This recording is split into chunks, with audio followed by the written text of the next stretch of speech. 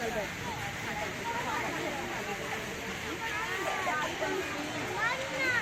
तो बोले सर को तो इधर लोगों को बोले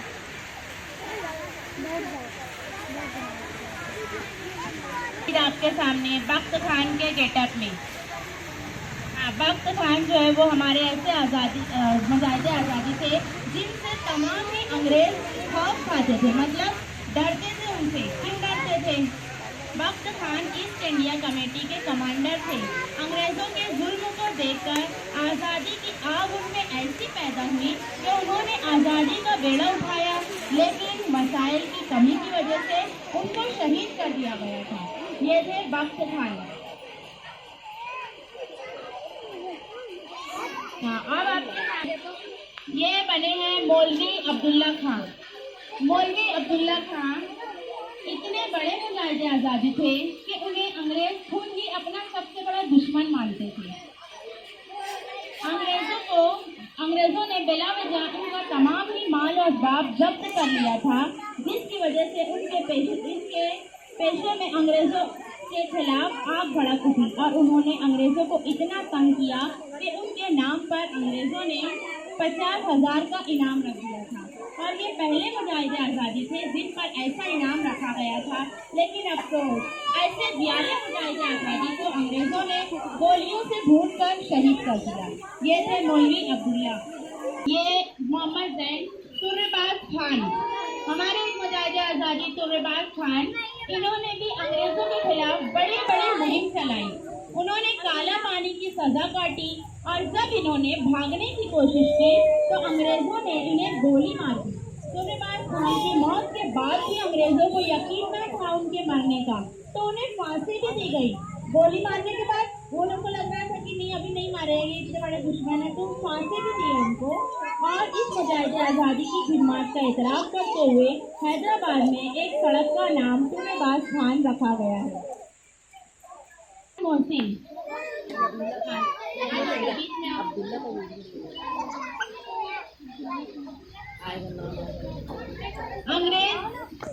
अंग्रेजों ने मौलाना महमूदुल हसन को भी अपने लिए खतरा ही समझते थे। उनके हौसलों और हिम्मत की कोई मिसाल न थी। देवबंद जैसे बड़े अदारे में दाखिला लेने वाले सबसे पहले तालिबे इल्म यही थे। मौलाना महमूदुल हसन रेशमी रुमाल तहरीक के बानी थे। अंग्रेजों की लड़ाई में उन्होंने बहुत बड़ा किरदार अदा किया है।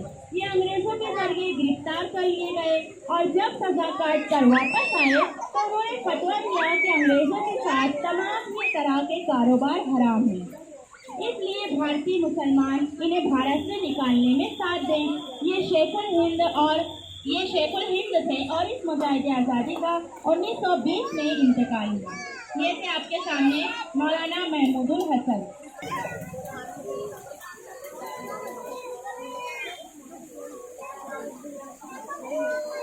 ये देखिए, ये आपके सामने है अब्दुल्ला, हमारा नर्सरी का नन्हा सा तालिब इल्म, जो आपके सामने मौलाना मजहरुल हक के गेटअप में खड़ा हुआ है। मौलाना मजहरुल हक वो मुजाहिदे आज़ादी थे जिन्होंने अपनी कलम से ही अंग्रेजों के छक्के छुड़ा दिए थे, क्योंकि हथियारों की जंग से बड़ी जंग होती है कलम की जंग। मौलाना ने इंग्लैंड से कानून की पढ़ाई की और जब वापस लौटे तो अंग्रेजों की हुकूमत को भारत के लिए नुकसानदा समझा। उन्होंने खिलाफत तहरीक, चंपारण सत्याग्रह की तहरीक वगैरह में बढ़ चढ़ कर हिस्सा लिया। आखिरी दम तक उन्होंने आज़ादी के लिए जिद्दोजहद की और इस खिदमत के एतराफ़ में पटना में उनके नाम की यूनिवर्सिटी भी बनाई गई है। ये थे आपके सामने मौलाना मजहरुल हक।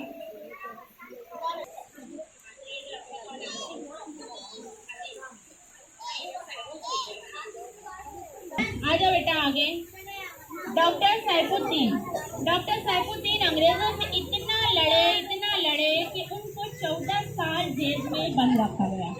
भारत और पाकिस्तान के बंटवारे के खिलाफ थे वो। महात्मा गांधी के साथ मिलकर उन्होंने कई कारनामे नुमाया अंजाम दिए। जलियांवाला बाग में उन्हें सबसे ज्यादा याद किया जाता है जब नईते हिंदुस्तानियों पर अंग्रेजों ने जुल्म किया था और उनके 100वीं सालगिरह पर डाक टिकट भी जारी किया गया था। डॉक्टर सैफुद्दीन, ये आपके सामने सात बागवान मुअक्कम मजीद, ये भी हमारे एक मुजाहिद आज़ादी थे, मुसलमान मुजाहिद आज़ादी। इन्होंने स्कूली दिनों में ही भारत की आज़ादी की जंग में शामिल हो गए थे ये, और इन्होंने अंग्रेजों के खिलाफ जमकर बगावत की और गिरफ्तार हो गए। अंग्रेजों ने कई महीनों तक उन्हें दर्दनाक सजा में मुब्तला रखा, लेकिन ये आज़ादी की कोशिशों में लगे रहे। तो बेटा वहाँ खड़े हो, अरहान आ जाओ आगे।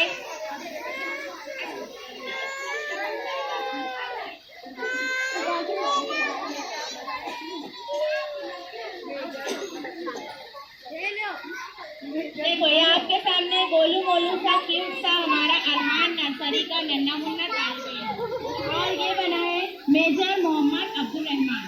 केरल में पैदा हुए मोहम्मद अब्दुल रहमान ने अपनी पढ़ाई सिर्फ इसलिए छोड़ दी क्योंकि उन्हें अपने मुल्क हिंदुस्तान को अंग्रेजों की गुलामी से आज़ाद कराना था। 1929 में उन्होंने अपना अखबार अल अमीर शाये किया, जिसमें उन्होंने तमाम हिंदुस्तानियों को अंग्रेजों के खिलाफ तहरीक में शामिल होने की दावत दी, और ये सुभाष चंद्र बोस के साथी थे। ये थे मेजर मोहम्मद अब्दुल रहमान।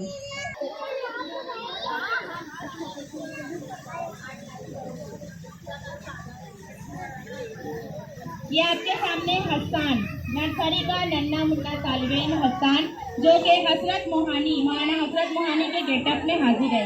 मौलाना हजरत मोहानी एक ऐसे अदीब और शायर थे जिन्होंने अपने कलम के बलबूते पर पूरी अंग्रेज हुकूमत को हिला कर रख दिया। उन्होंने इंकलाब जिंदाबाद का नारा दिया। यही वो नारा था जिसे लगाते हुए सुखदेव और भगत सिंह जैसे लोग फांसी के फंदे पर झूल गए।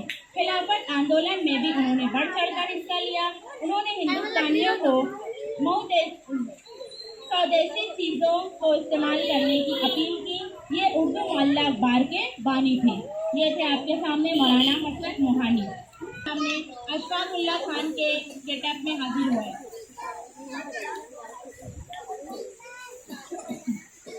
शहीद अशफाक उल्लाह खान को सिर्फ 27 साल की उम्र में फांसी दी गई थी। फांसी पर चढ़ते वक्त अंग्रेज अफसर ने उनसे आखिरी ख्वाहिश पूछी तो उन्होंने कहा कि कोई आरज़ू नहीं है, आरज़ू तो ये रख दे कोई जरा खा के वतन कफन है। ये थे आपके सामने शहीद अशफाक उल्लाह खान।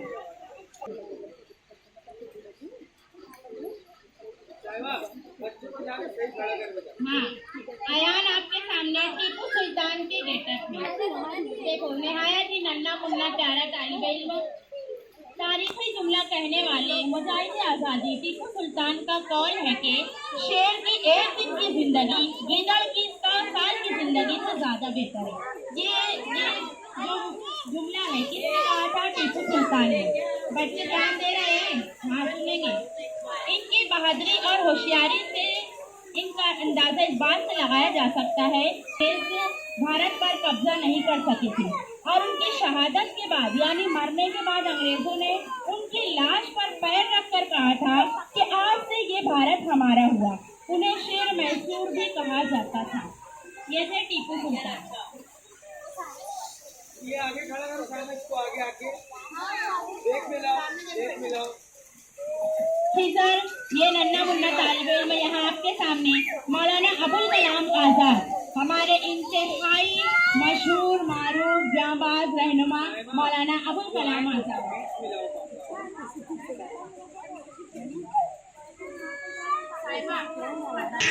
मुफक्किर, सहाफ़ी, शायर और अदीब मौलाना अबुल कलाम आज़ाद मुल्क के पहले वज़ीर तालीम थे।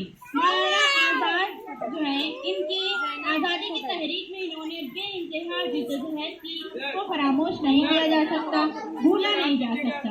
20 साल की उम्र में अखबार अल हिलाल के एडिटर बने।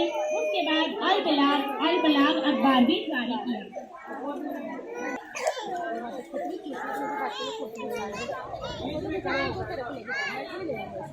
ये आपके सामने अनाबिया कुरैशी ये बच्ची आबादी बानो बेगम। जिस तरह हमारे जेंट्स मतलब जो हमारे रहनुमा है मुजाहिद आज़ादी, उनके साथ साथ हमारी ख़वातीन मुजाहिद आज़ादी भी इन्होंने भी बहुत ज़्यादा अहम रोल अदा किया हमारी आज़ादी में। सिर्फ आदमी ही नहीं, जेंट्स ही नहीं, औरतें औरतें भी किसी से कम नहीं होती हैं। अभी आप लोग देखेंगे कि हमारी बहुत सारी नन्ही मुन्नी तालिबात आपके सामने बहुत ही अच्छे गेटअप में हमारे जो खवातीन मुजाहिद आज़ादी है उनका तारुफ पेश करेंगी। ये आपके सामने आबादी बानो बेगम, मोहम्मद अली जौहर और शौकत अली जौहर मुजाहिद आज़ादी आबादी बानो बेगम के ही बेटे थे। कौन कौन? मोहम्मद अली जौहर और शौकत अली जौहर दोनों इनके बेटे थे आबादी बानो बेगम के। शौहर की मौत के बाद आबादी बानो बेगम ने अकेले ही अपने 5 बच्चों की परवरिश की और उन्हें देश की आज़ादी के लिए वक्फ कर दिया। अंग्रेजों के खिलाफ सबसे ज्यादा पैसे दान करने वाली पहली खातून थी। ये रोक रोक करने वाला। अरीबा आ जाओ बेटा आगे। ये बच्ची आपके सामने बेगम हजरत महल के गेटअप में हाजिर है। नमरा में से आ जाओ तो पीछे जरा बच्चों को भी करो। बेगम हजरत महल ने भी अंग्रेजों के खिलाफ बड़े बड़े कारनामे नुमाया अंजाम दिए। बहुत बड़े बड़े काम इन्होंने भी किए हैं। जब अंग्रेजों ने इनकी हुकूमत कबूल करने के लिए बेगम हजरत महल पर दबाव डाला तो उन्होंने कहा